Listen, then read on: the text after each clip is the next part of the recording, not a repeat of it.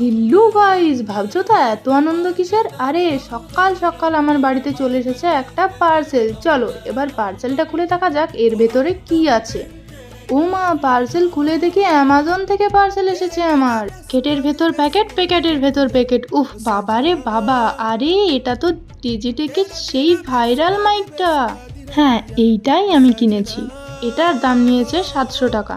আর তো Android phone, তোমরা সেটা হয়তো জানোই, বা আবার হয়তো অনেকেই জানো না। তো এটার সাথে দিয়েছে একটা রিসিভার, একটা মাইক, আবার একটা ছোটুসা প্যাকেটও আছে এর ভেতরে। বাবারে বাবা, চলো দেখি এটার ভেতরে কি আছে।